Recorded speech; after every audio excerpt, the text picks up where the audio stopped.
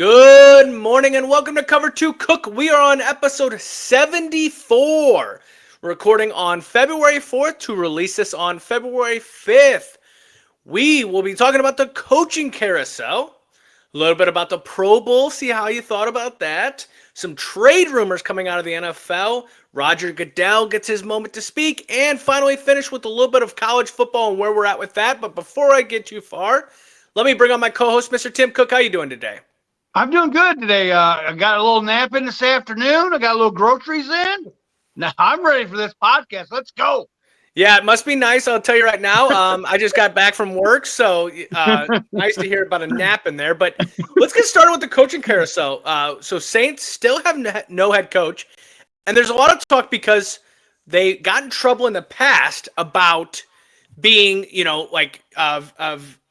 getting involved. So this time they're like, you know what, we're not doing it. We're going to do it by the book. But who do you think they're going to go and get? I don't know. I don't know if it's McCarthy still. I don't think McCarthy's still in it. I'm not wondering if maybe they go after Spagnuolo, the DC from Kansas City, maybe even. Yeah. I've not heard anything. I don't have any inside scoop or anything. But maybe that's what they're waiting on, is maybe one of these two teams being done at the end of the season to go after.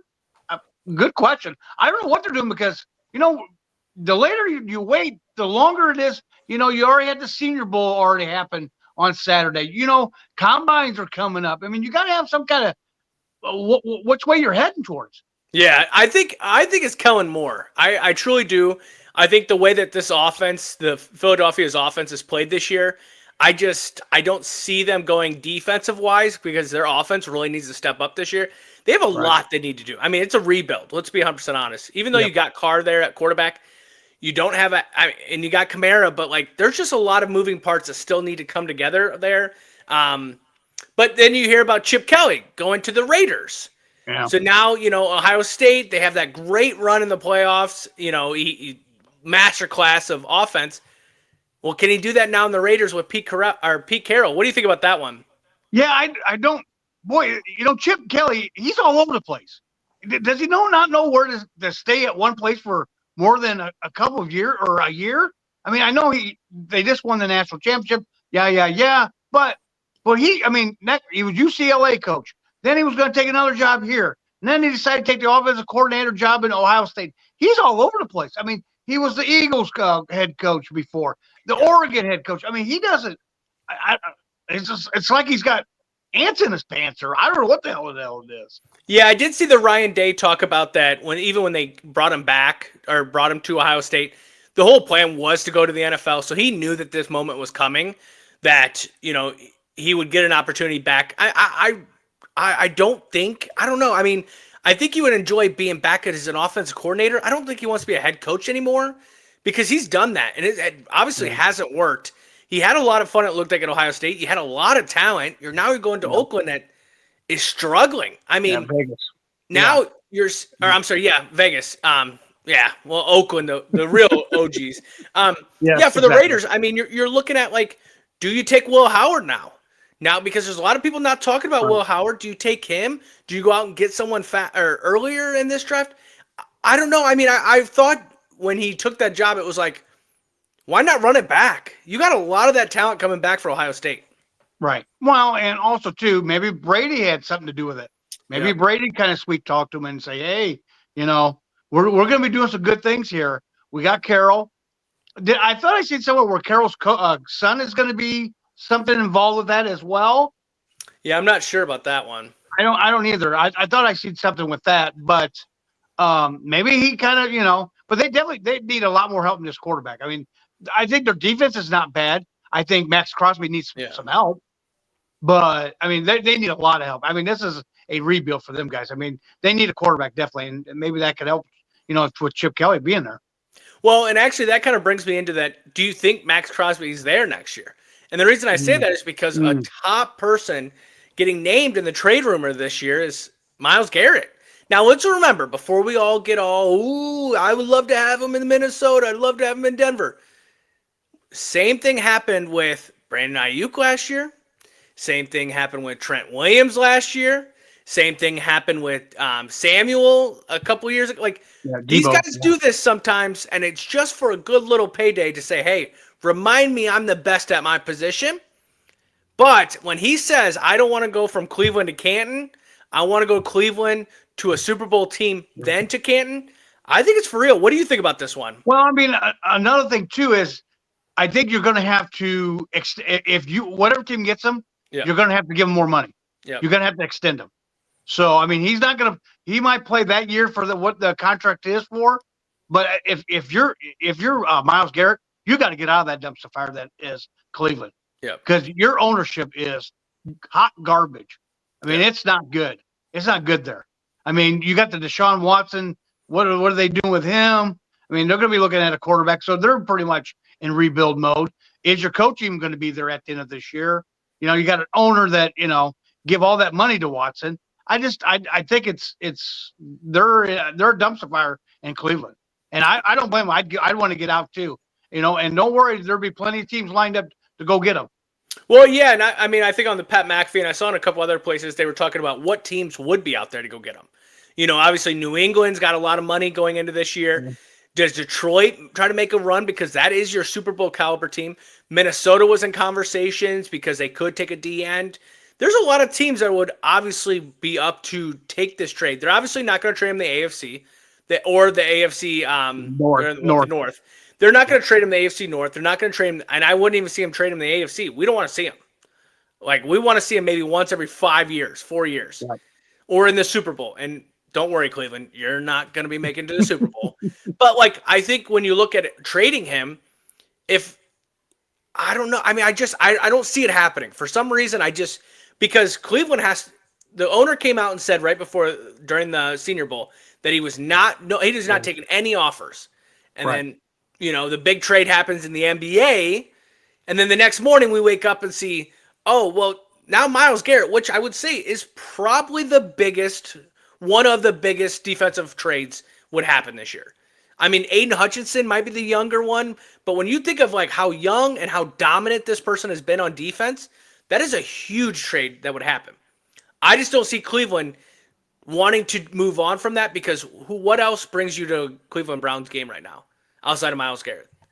Right. You ain't there for anyone else. Right. Well, and another thing too is if Cleveland is smart, you don't trade him for a bag of footballs. Yeah. You get the most you can out of him, and that means first round picks. Yep. Not these second, third, fourth rounders. You get a couple first rounders for that guy. You make it worth your while to get rid of him. And if there's no offers, then he stays there. And what will happen then? Guess what we'll be hearing? He's holding out. He's holding out, just like IU, just like that, blah, blah, blah, blah, blah. Yep. And, he won't come into camp. And then but he needs to come into camp and play because that way they can show him off. So maybe somebody will trade for him. Yeah, no, I definitely agree. And maybe it's a mid-year, trade depending on how the season goes. But the other person that's on the trade block that a lot of people are talking about, and I would love to have him in Minnesota, but Cooper Kupp. Obviously Cooper Kupp's been a little injury, but I think LA is kind of being a little bit of forgetful of what he was before Puka was there. And I think they're also forgetting what Puka was allowed to do because people were emphasizing on Cooper Kupp. This trade definitely makes me. I just don't understand. What do you think about this one? Well, here's the deal too. I think it must be not. They must have told him either restructure your contract or we're trading you. One of the two. Because I think I don't know what he's owed, but I think it's 20 million, 24 million. It's a pretty good number. And he probably said, no, I'm worth that and every penny of it. Pay me. And they said, okay, well then we'll trade you. So that's the only way. I mean, he wants to stay there in LA.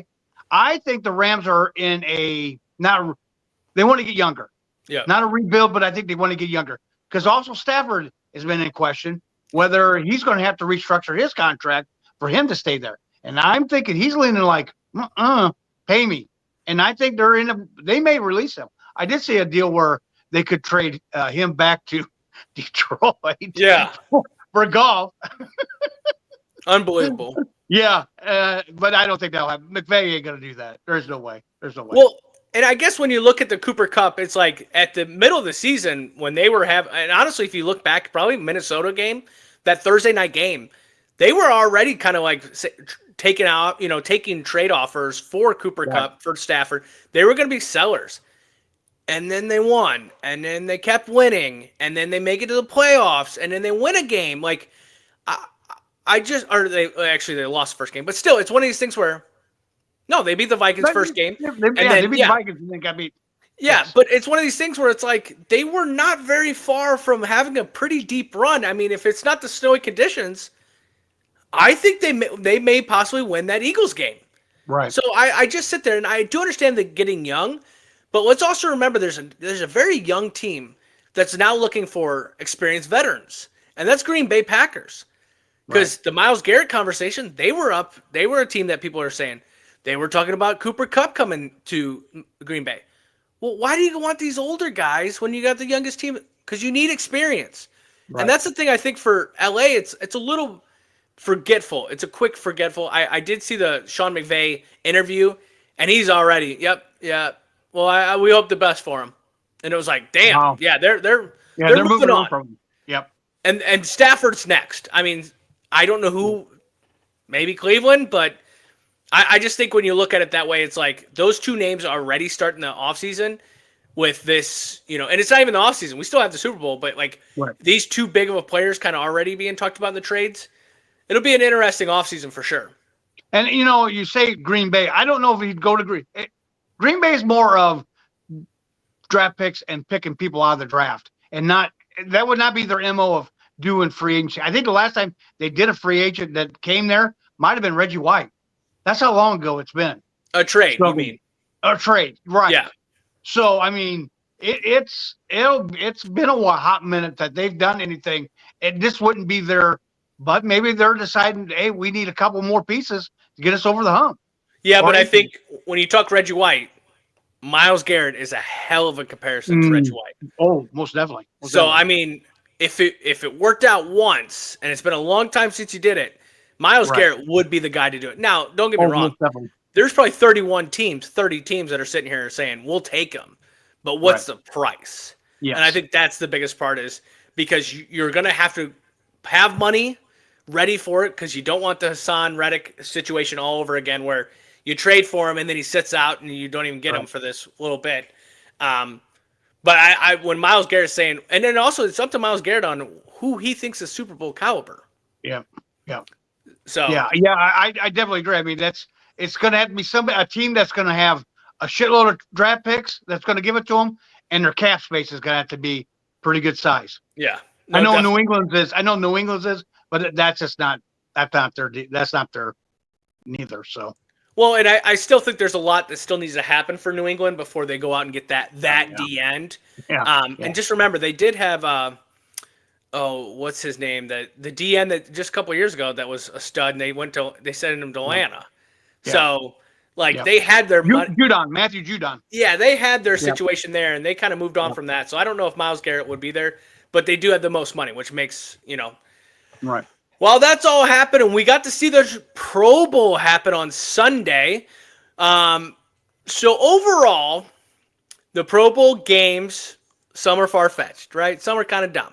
Some were kind of cool, right? Obviously, Justin Jefferson putting on gloves to catch a football, not a good one, right? But watching these quarterbacks throw targets, pretty cool. Big boys slamming the football. Now, I'm going to put this into there. There needs to be a regular fan that gets selected by the NFL for each one of these games, and they get to do the games. Because when you watch the games, you're always sitting here being like, I could do that shit. I could slam a football onto that. But watch, my number will come up at 300 while these guys are slamming at 760-something. Yeah. It just is one of these things where when you watch American Ninja Warrior, you watch all these other things, you're like, I want to see a regular person that just got picked out of the crowd to do that, the field goal challenge, right? I want to see a regular person do it because outside of that, the punting one, now that one was pretty cool. Yeah. But what do you think about all the games? Not the game, but all the games. I like you said, I like the punting deal. The tug of war, boy, that was just too one-sided on the NFC side. Yeah. I was just like, oh, Jesus Christ. Wow. The relay deal or the skills competition where they had to run through obstacles, that wasn't bad. Because you had both at the end, you had Eli and Peyton on the sled, and they had to push them across the finish line. Yeah. That wasn't bad. I didn't think that was bad. the Thursday night one, as far as watching, I did like the where they did the trivia and then they threw the ball. It says targets. I like that one. I did like that one. That wasn't too bad. Overall, I mean, yeah, I think the games are, I mean, they're all right. I mean, I like it. I was kind of confused before the Pro Bowl game. We're going to talk about much about that. But the beginning of the first quarter of the Pro Bowl game was 14-7. I went, how the hell did they get 14? Well, it's the points from Thursday night that goes towards Saturday. I didn't know that. I'm like, oh, okay, that makes more sense. But yeah, so I mean, I did like the punt one. It's kind of a beer pong kind of, for the kickers. You get one opposite person that is not a kicker, and then you have the kicker. I thought that was pretty cool, and that went in sudden death. Yeah, and I think if they would bring back, like, they used to have this Madden, like 05 or whatever, where they had these mini games, they called them, and like a field goal challenge where it's like you got to go hit the top right, you got to hit the top left, things like that, just to bring more. I definitely think the trivia throwing the ball, I think they struck out on this one, and here's why I'm saying that. Last year or 2 years ago, they had it where smoke came up every time they hit a thing. Like, you needed a little bit more. When they were smacking that shit off the thing, it was like, okay, he hit it, but like, I like the ones where it's targets, but what did the NFL do instead? Well, let's put up a fence or a little net so that more fans can be in there, so that when the ball's coming at 100 miles an hour, because that Justin Jefferson one where he missed it, the ball came in hot. Yeah, overall in the games, I thought it was good. The Parsons one where he ran through that, I mean, that's why I'm saying I just wish you could bring a little bit more of the fan experience. More people would want to go if they possibly could get selected to run the same games that these guys are doing. Obviously, there's some that you can't do, the sled, things like that. But like throwing a target practice, that would be hilarious to see a regular person just try to do it. I mean, I think that's where you bring a little bit more fun to that weekend. Even if you brought a college player. Yeah, but now you're kind of getting into that, like, who's better. Obviously, the guy coming off the street is nowhere close, but that gives you a retrospect of how good these athletes are. Right. Like, like even Russell Wilson looked good in the target practice. That man has not thrown a good ball all year, and he was looking good. But that's a moon. That's really right up his alley because he throws moon balls. Yeah. So really, all you gotta do is just loop it into the target. Yeah, and I did like the trivia because we were actually recording when they were doing that, and we were doing our trivia during that, so it was kind of cool to see that. Yeah. Well, this week. So this week is Super Bowl week. What do they call it? Where everyone comes, media row or whatever. So everyone gets to come in. This gives that one conference or the one press conference with Roger Goodell, the one and only. We get to kind of find out how did he think about the year, improvements. One thing that was brought up was the 18 games. We all know it's going there. Once it went to 17, it was going to go to 18, and we knew it was going to keep. And I eventually see a 20-game season, because it makes the NFL more money. The preseason is so done because you can't even tackle in camp. You can't really. I mean, you come into these preseasons, you see so many injuries. Let's start the games. Start them off, and he's already made it a point that he doesn't like preseason. So I see it eventually. If you do the math, they used to have 4 preseason, 16 games. I see eventually a 20-game season. But what do you think about hearing about the 18 games? It's coming. It's coming because it's all about money. You're already charging ticket prices for these preseason games like they are regular season games. Those are, he said, they're less price. Yeah, by like $50, homeboy. It ain't much. You ask any season ticket. I got a friend that used to have season tickets. He said they were just about the same price as what they were in the regular season. So bullshit. I call bullshit. Yeah. It's coming. And 20 games, I don't know if I'll see that in my lifetime. But also, too, the NFL is going to have to give more money back to the players. Yeah. And it's got to get safer. Now, I know I did see a stat that concussions were down this year, like 18%, 20%, some number. I don't know where the number they're pulling out of, but I don't know about that. I think that it's got to get safer. It's got to be for them to go to 20 games, and I think they're going to have to get more of the piece of the pie. Well, I think if you go to 20 games, you're going to have to eliminate some of this Thursday night shit. Yeah. And I know that a lot of people are like, no. I think you when you play on a Sunday and then go play on a Thursday, That is absolutely the worst abuse you're putting on. I mean, Oh, you got to man. imagine if you played high school football, right? You're playing a JV game during the week and then playing a varsity game on Friday night. It's too close of playing to, and oh, God forbid you go play in Green Bay on a Thursday night when it's 10 degrees outside as well, where the ground feels like you're playing on cement. I just think that that's what they have to get rid of. I think it's going to have to be more Sunday games later in the year because then people get to tune in for it. I don't know how that works with Apple and Amazon and all of them getting all involved now. But I think once they hit this 18, before you know it, it's going to be 19. And before you know it, it's going to be 20. But I definitely agree. The players have to benefit from this, not just the owners. Well, also too, Anthony, I think they'll have to start the season sooner. You can't be playing football in March. Yeah. And if you go to 20 games, you will be playing football in March. Because right now you're already looking at February 9th is playing the Super Bowl. You go 3 more games, now you're talking March. I think you're going to have to start the season before Labor Day weekend. And I don't know if they like to do that. Well, you can't mess with college football in that. I honestly Right. see it.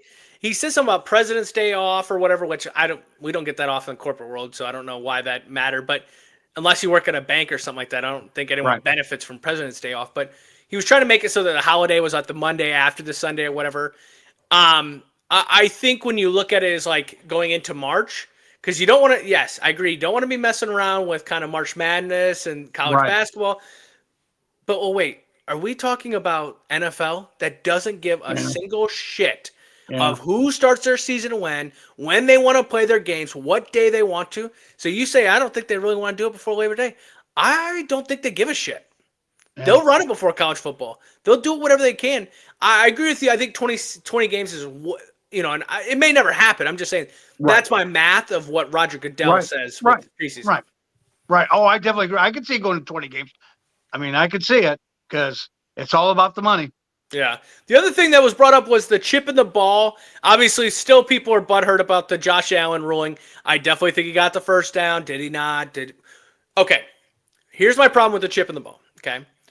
Is the chip going to be on the edges of the football? Because in case you guys don't know, a football looks like this, okay? It's a little oval, okay? Right. So if you put the chip in the middle, and the only thing that has to cross the goal line is the edge, the end of the ball. Well, that chip is going to say it's not in the end zone. Right. Or if you're going to have now a magnetic type of way for the first down, that chip is going to be like, well, it's definitely a first down.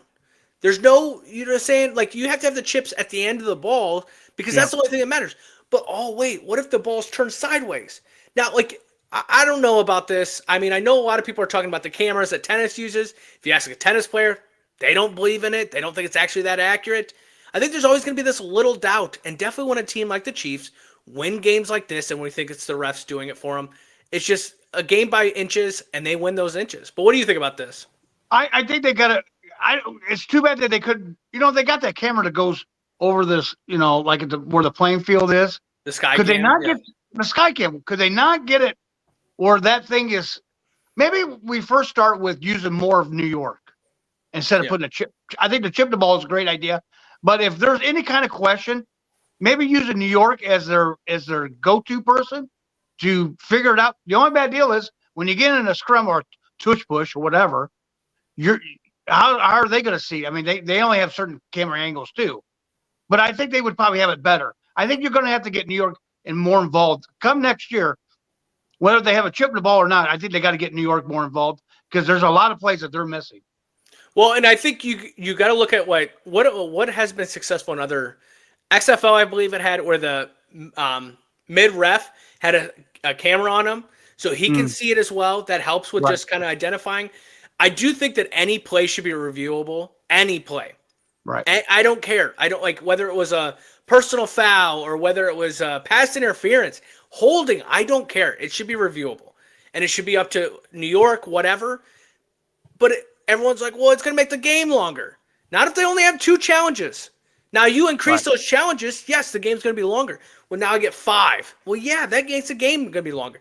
But I think if you go back to just 2, or get unionized refs. I don't know. Maybe that sounds crazy. Maybe not just bringing Joe Blow off full-time refs. Full-time refs. Yeah. Yes, I agree. But not just bringing Joe Blow off the street to do these games. I mean, I didn't think this year we heard as many about bad calls as we did the year before, but it's just hard to walk away from the Chiefs game and be like, damn, that one stings a little bit. I mean, I feel bad for Buffalo because I really do feel like they kind of got screwed over in that game a little bit. Well, and here's another deal too, Anthony. Gambling. Yeah. That is huge right now. And if people don't start stopping gambling because they don't think it's legit, yeah, that's going to be a big for the NFL because there's too much money involved with these games by not having the right calls being made. Yeah. Too much money. Too much money involved. Troy Aikman said it. He said Right. there's way too much money being put on these games for a bad call to be called. I definitely agree. And I think I read today it was like $1.6 billion they're expecting worth of gambling for the Super Bowl. Right. You're going to have to do your prop bets, the Gatorade, the coin toss. What's the first song that's going to be sang? I mean, I don't know what the hell Kendrick Lamar is going to be able to sing that's not. You can't hear him on the radio because he curses on every song, so I don't know what the hell they're going to play. And I'll tell you right now, I've been watching enough. If Taylor Swift comes out, I'm putting $1 billion on the Eagles to win that Super Bowl. I don't care. Right. But that's what's happening in the NFL right now. What's happening in college football? Because if you remember, our podcast does talk about college football and NFL. So we kind of brought up that Chip Kelly, he's left going to the Raiders, and then the defense coordinator said, "You know what?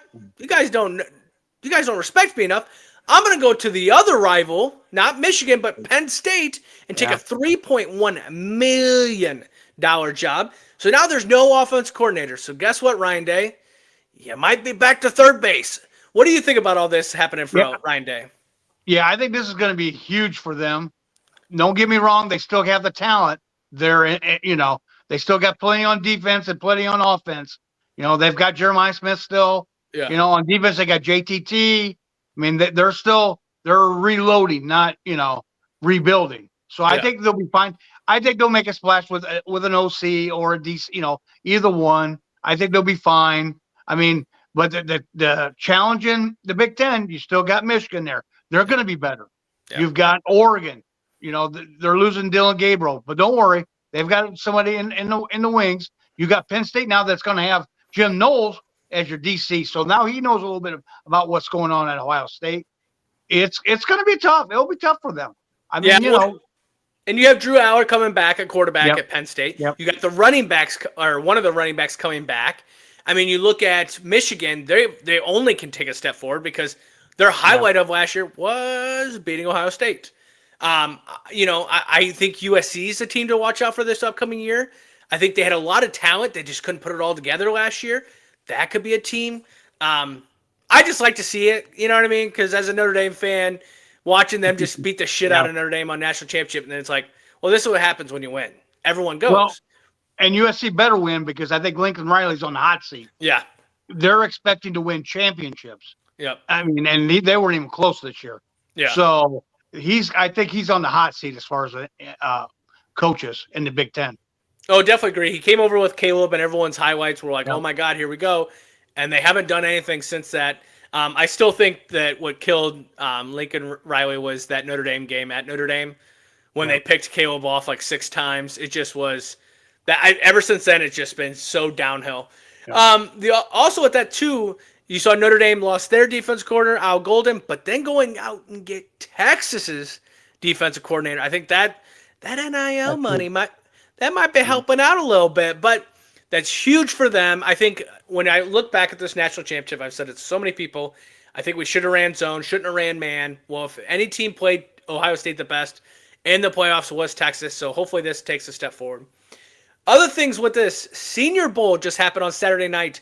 Jack Betch, I apologize if I'm saying that wrong, but catch the game-winning touchdown in the Senior Bowl with 0 seconds on the clock while honoring his brother that died at the New Orleans attack that happened. Crazy thing. Some things are bigger than sports, but then sometimes sports just kind of remind you how big it is in life as well, too. Really cool moment. It's a hell of a catch. And don't act like the defense was giving it up. They were not giving it up. This was a play that he had to make on his own. But a hell of a play. I mean, it was a good catch.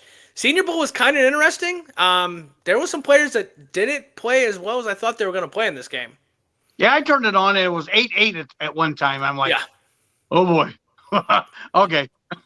Yeah, it was one of these games where you could definitely tell that they practiced with each other for a week and Right. said, we're going to play a game. Yeah. Like, there was a lot of Yeah. miscommunications, definitely from wide receivers to quarterbacks, things like that. A lot of the quarterbacks did look good, though, just stepping into the pocket.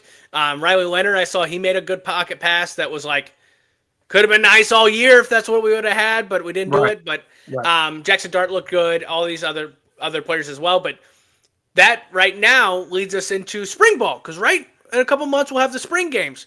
Well, not for one college. Nebraska is saying they are not having their spring ball game because of the transfer portal. Now, if you remember, just not too long ago, there was a 9-year-old kid, I think his name 9, 7, 6, some-year-old kid that was make a wish was to score a game-winning touchdown, and he did it at the spring ball. Went super viral. It was one of these good feel-good moments. Well, now that they ain't gonna have no spring ball games because of transfer portal. What do you think about that? I think that is gonna they're gonna take 2 to 3 steps backwards. Yeah. You've got to have that practice time. You've got to have that time to get together and just the camaraderie of the kids to get the guys together. I think that's a big step backwards for Matt Rule. I don't know. I mean, I get you lost 6 players. Try to do something. Yeah. I don't get it. I don't get it. And that's not what kid's going to want to go there now. I mean, now you're recruiting. You better have a lot of NIL money for them, and not to play the spring game. Wow, that's huge. Well, and in a tough Big Ten conference on top of that. So now you're already behind the 8 ball with every team in the conference because they're going to have a spring game. Yeah, and spring ball is usually just a game to kind of show what next year could look like. You're still going to have the practices, right? So they're still going to practice. They'll still have all that. But like the spring ball game is sometimes, and I almost want to say he's before the time, because I do see the spring ball games going away. And here's why. Because a lot of times you'll see the spring ball game and a guy will kind of stand out. Well, school year's ending. So I'm going to go transfer in the summer to somewhere else. I think he's trying to get ahead of it before, because 6 are already saying they're leaving now. Well, what if 10 to 11 now say they're going to leave? But this also doesn't help you bring in the new guys and say, hey, this is what we need to do. I think Matt Rule, I think he's trying to still adjust to – he had great success at Baylor. I'm not trying to say anything against that. But I think he's still trying to understand and get comfortable with this whole NIL and the transfer portal and all that, because it just seems like they'll look good and then play like shit. And it's just like, what's happening there? Yeah, I don't know. That's a dangerous slope to go down. I'm telling you, because that's all that practice time you could be having. And like you said, it's a showcase to your fans. So these are the same fans that are going to buy season tickets possibly this year. Yep. And they don't know what kind of team they're going to, why would you buy a season ticket now? You don't know what kind of team this is going to be like. Yeah, if anything, you're looking into it very pessimistic. Yeah. Pessimistic going into the season. But yes, so that is episode 74. Hey, I want to say one thing on the Pro Bowl game. I did watch one part of it. And you older people out there that do watch this game or did watch it, seeing 2 guys playing cards on the sideline. One was, I don't know, it was a D lineman and Cam Hayward for Pittsburgh. Do you know what they were playing, Anthony? A form of euchre. Now, everybody in the Midwest has played euchre. Yeah. You've played it. I played it. Anybody that is, that has played card games has played this game. And I laughed my ass off because they were playing this a form of euchre. I can't remember what the name was, but it was a form of euchre is what Cam Hayward said. And the sideline reporter, which is Joe Buck's wife, just went, okay. She had no clue what's going on. But it was just kind of neat to see 2 guys, it'd be like smoking heaters on the sideline. Yeah. During the games going on, like back in the 60s and 70s. I couldn't imagine back then what them guys were doing on the sidelines, But it was funny. I laughed my ass off. And that brings like the whole Peyton Manning. I think that's why Peyton and Eli have to stay into this, is because supposedly Peyton ran it back when it was in Hawaii of what people did and stuff. You got to bring the fun into it. You got to these guys just played a grueling season. They obviously didn't make it to the big game. They just want to be able to relax. I think that's why you got to eventually take it back to Hawaii.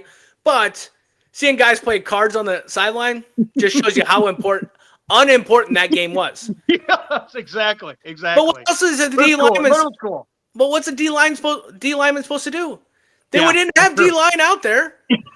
And they weren't going to send Cam Hayward to rush the quarterback. No. He might have had a couple toddies before he went out there and said, "Hey, you want to play some cards?" Well, Hey, you bring the deck out, we'll play. yeah. Oh, it's funny. It was hilarious. And you're lucky you're not seeing cigars on the sideline.